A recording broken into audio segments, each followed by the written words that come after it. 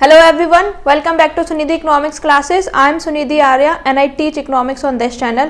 इससे पहले वाली वीडियो में मैंने p वैल्यूज़ के कॉन्सेप्ट को आपको समझाया था और बताया था कि p वैल्यूज़ से हाइपोथेसिस टेस्टिंग कैसे होती है। वो हर टेस्ट स्टैटिस्टिक्स के लिए जनरल प्रोसीजर था।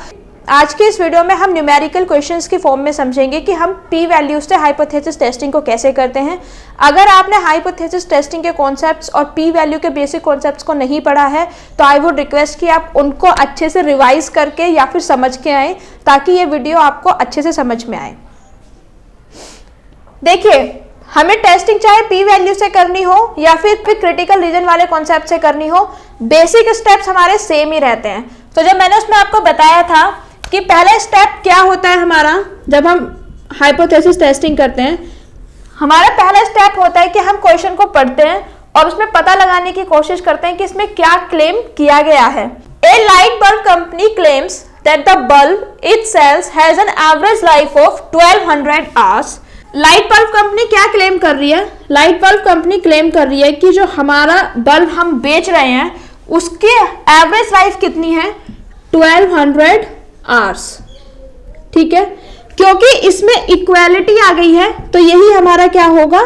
नल हाइपोथेसिस होगा। देखिए, मैंने सारे प्रोसीजर्स, सारे स्टेप्स जो है वो डिटेल में अपनी पुरानी वीडियो में डिस्कस किए हुए हैं कि नल हाइपोथेसिस को कैसे सेलेक्ट करना है, ऑल्टरनेटिव को, बेसिक स्टेप समझाए हुए हैं। अगर आपको कुछ भी आज की वीडियो में डाउट होता है या आपको अच्छे से समझ में नहीं आता या फिर लगता है डिटेल में वीडियो नहीं है तो आप मेरी पुरानी वीडियोस को रेफर कर सकते हैं, जिसका लिंक आपको डिस्क्रिप्शन बॉक्स में मिल जाएगा या फिर मेरे चैनल की प्लेलिस्ट में भी मिल जाएगा। ठीक है, a light bulb company claims that the bulb itself has an average life of 1200। अगर कंपनी ने ये क्लेम किया है और इसमें इक्वालिटी आ गई है तो इसका ऑल्टरनेटिव हाइपोथेसिस क्या बनेगा कि वो 1200 आवर्स के इक्वल नहीं है। क्योंकि हम मैथमेटिकली डील कर रहे हैं तो आवर्स लिखने की हमें जरूरत नहीं है। ठीक है, हमारा सेकंड स्टेप क्या होता था?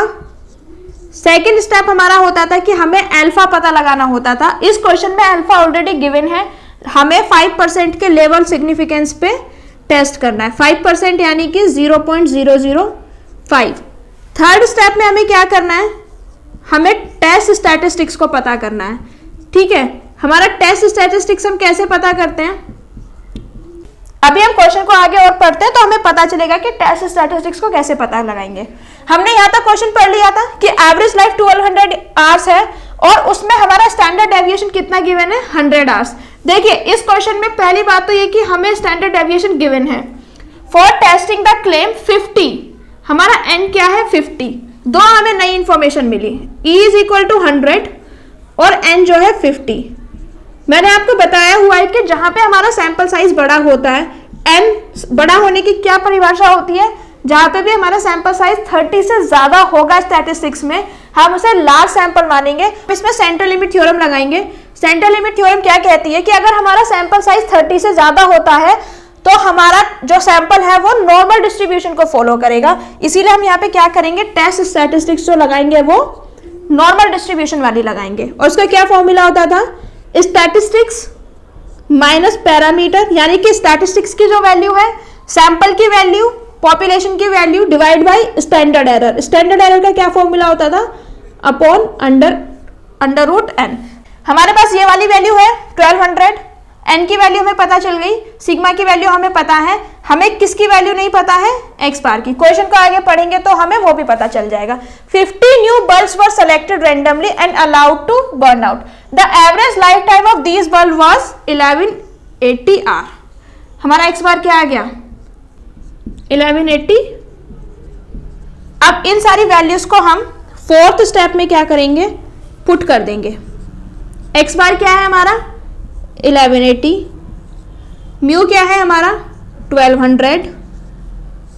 सिग्मा क्या है हमारा? 100 और अंडर रूट n हमारा n क्या है? 50। अब हम इसको सॉल्व करेंगे। सॉल्व करने के बाद हमारा आंसर आएगा -20। देखिए, ये माइनस में आएगा, उसके बाद में -20 अपॉन 14.14 इक्वल टू -1.41। ठीक है, मैं इसको आपको ग्राफिकली बना के दिखाती हूं।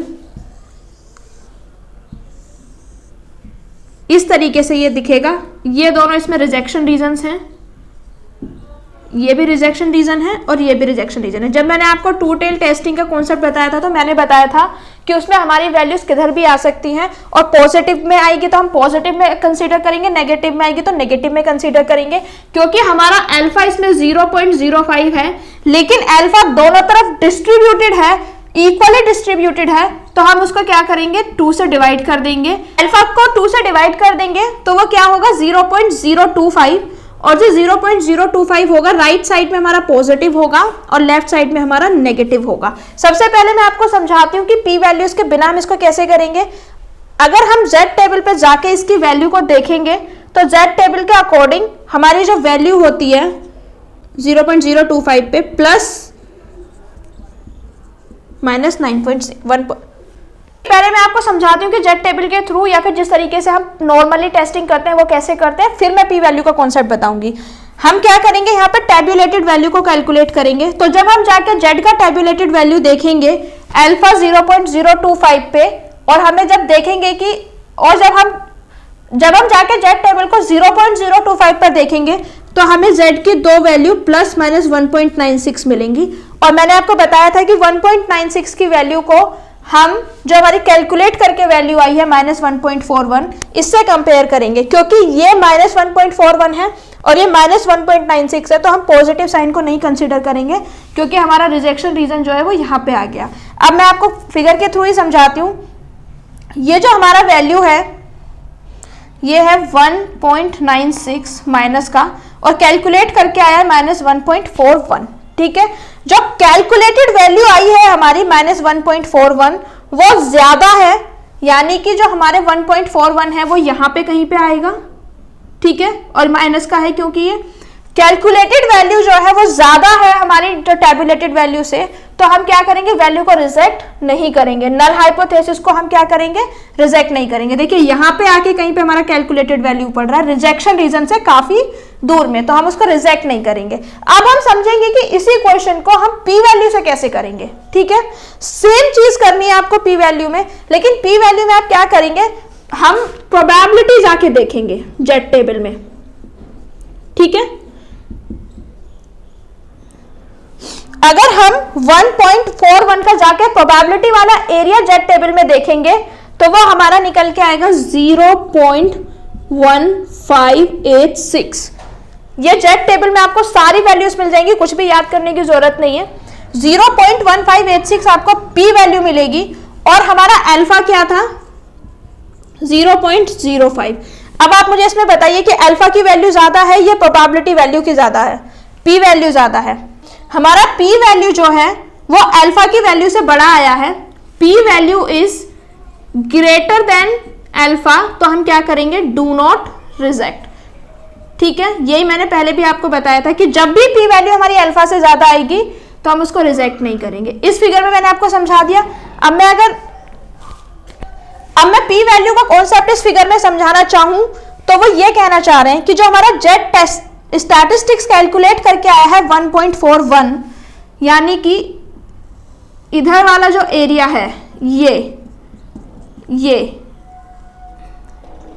नेगेटिव में नहीं जाएगा, ये हमारा क्या है, ये प्रोबेबिलिटी है, ये एरिया है, इस एरिया में वैल्यू पड़ रही है। तो देखिए वो रिजेक्शन रीजन से कितना दूर है, इसीलिए हम नल हाइपोथेसिस को रिजेक्ट नहीं करेंगे। That's it for today's videos guys. I hope आपको समझ में आ गया होगा।